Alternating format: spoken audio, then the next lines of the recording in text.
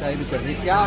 Budget में मुख्यमंत्री जी हर जगह जाके प्री बजट मीटिंग कर रहे हैं, सभी वर्गों से अपनी अपनी राय मांग रहे हैं, चाहे कोई भी वर्ग हो, चाहे वो किसान हो, चाहे वो व्यापारी हो, चाहे इंडस्ट्रियलिस्ट हो या पढ़े लिखे लोग हों, एजुकेशनिस्ट हो, सबसे उन्होंने सलाह मांगी कि पूरा जनवरी का महीना सलाह मशवरा पे ही जाएगा। तो जैसे जैसे लोगों की मांग आएगी उस हिसाब से बजट पेश होगा। और मैं विश्वास दिलाता हूँ कि जो आम आदमी की इच्छा करता है कि हमारे हरियाणा का अब की बार ऐसा बजट आए, लोगों की इच्छा को अनुरूप ये बजट आए। मंत्री जी नौकरियों की बात कर रहे थे, काबिलियत यहाँ थी और नौकरियाँ पढ़ने इलाके में जाती थी। यानी पहले सरकारों में खर्ची पर्ची चलती थी, जब से भारतीय जनता पार्टी की सरकार आई योग्यता के आधार पर नौकरी मिलनी शुरू हुई। आप देखोगे कि हमारे साहिवाल में कभी 20-30 साल का रिकॉर्ड उठा लो, जो इन 10-11 सालों में नौकरियां मिली हैं वो सबसे ज़्यादा ही साहिवाल के लोगों को मिली है, क्योंकि हमारे लोगों में काबिलियत थी, लेकिन खर्ची पर्ची की कमी होने के बाद, सिफारिश की न होने के कारण इसलिए हमारे लोग वंचित रह जाते थे।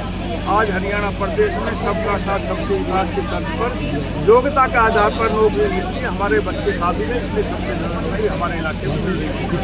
पूरी सवाल के लिए हम भूमिका बना रहे हैं। वो एक सवाल ये है कि आरती राव ने अभी कहा है कि जो राव के खिलाफ बोलते हैं उनकी खुद के वजूद नहीं होते, राव का सहारा लेकर अपना वजूद है। ऐसा नहीं है कि उनका भी वजूद है, मैं ये नहीं कहता उनका वजूद नहीं है, लेकिन सारा वजूद उनका नहीं है। मैं ये कहता हूँ ये भारतीय जनता पार्टी की मेहरबानी है। भारतीय जनता पार्टी का करे हुए विकास के काम इस साहिवाल में लोगों को वोट दिलवाते हैं।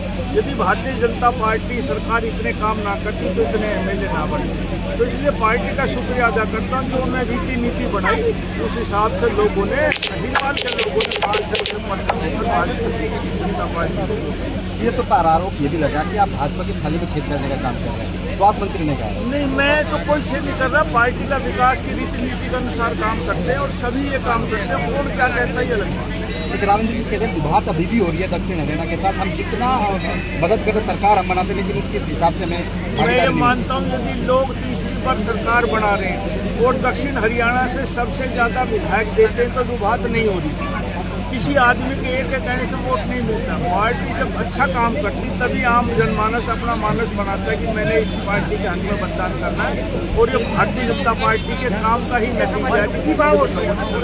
आप एक वरिष्ठ नेता है, पूरी जिम्मेदारी के साथ आप सरकार चला रहे हैं, क्या लगता है राम इस तरह के आरोप लगाते क्यों है कि विभाग हो रही है, उनको लड़ाई लड़ने की बात करते हैं कि लड़ाई लड़ेंगे, किस तरह की लड़ाई लड़ना चाहते हैं? विकास के लिए अपनी बात कहने की लड़ाई को तलवारों की लड़ाई कहनी पड़ जाती तंत्र में, तो अपनी बात कहने की बात होती है। लेकिन मैं मानता हूं कि मुख्यमंत्री मनोहर लाल जी ने भी इस दक्षिण हरियाणा में बहुत काम किया, और नायब सैनी जब मुख्यमंत्री है वो किसी इलाके के साथ पक्षपात नहीं करते। जो भी जायज मांग होती है विधायकों के द्वारा कही जाती है, मुख्यमंत्री भी सब बातों को मानते हैं। पहले आप मदद करने की बात कहते हैं, मैंने मदद करी तब वो लोकसभा में, उसके बाद पूरा बकायदा खड़ा होता है, राव अभय सिंह बोलते हैं, क्या किसी के बैकएंड पे कुछ ये राजनीति? कोई ऐसी बैकएंड जो आपका आदमी के मन की जो इच्छा होती है वो आदमी व्यक्त करता है, और प्रजातांत्रिक प्रणाली में यही एक तरीका अपनी बात कहने का। पहल प्रदेश पूरे देश की बात करें, प्रदेश में वो केंद्र मंत्री है बेटी यहाँ पे। सर मेरे हिसाब से देश में ये पहला, मेरे सोच के अनुसार ये पहला एक केस में जिसमें बाप भी सेंटर में मिनिस्टर है और बेटी भी प्रदेश में मंत्री। ऐसा हिंदुस्तान में शायद भारतीय जनता पार्टी में और ना हो। तो व्यक्तिगत तौर पर सोचो तो पार्टी ने उनको बहुत कुछ दिया है, बाकी क्या इच्छा नहीं पूरी है मुझे पता नहीं, लेकिन वैसे पार्टी ने बहुत कुछ। सीएम वाला दर्द तो नहीं पीड़ा पा रहा थी बार बार? नहीं साहब, सीएम तो पार्टी बनाती, कोई एक विधायक या 5 विधायक नहीं बना सकते। पार्टी जो फैसला करती है वो प्रदेश के हित में करती है, जो पार्टी ने फैसला किया वो। अरावली पे अब स्टे लग चुका, और मैंने जब भी कहा था, जब अगर कोर्ट ने स्टे नहीं लगाया था, कि हम ऐसा कोई काम नहीं करेंगे जिससे लोग ये कहें कि अरावली में नुकसान होगा। कोई नया पहाड़ लीज पे नहीं दिया जाएगा, और अरावली को बचाने के लिए आज भी मैं जा रहा हूँ सिया गांव में, जो हमारा पुराना जाट के पेड़ होते थे, रोहिड़ा के होते थे, हम इनको वन्य जीव प्राणी के तहत इनको और भी हम सुरक्षित करने के लिए प्रोग्राम बना रहे हैं। अगले बजट में इसको डालेंगे ताकि हमारे जो पुराने पेड़ हैं उनकी पेड़ों की रक्षा हो सके। और वायु देवता प्राणी में मैं उन 5-6 किस्मों के पेड़ों को शामिल करने की इस बजट में कोशिश करूंगा।